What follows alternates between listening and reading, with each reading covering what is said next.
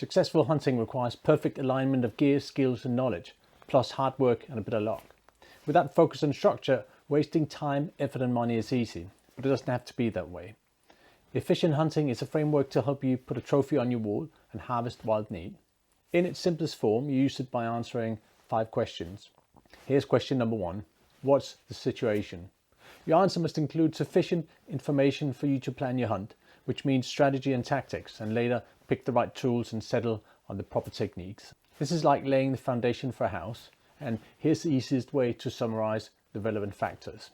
Determine what you need to know about the animal you hunt, the area you hunt in, and the weather you expect, and use those factors to create a summary of situation. The efficient hunting framework works as a planning tool, a learning tool, and a set of controls and checks when you operate in the field. Check out the playlist for the other questions. Use the link in the description to get the efficient hunting ebook, or watch one of the more in-depth videos I'll add here over time.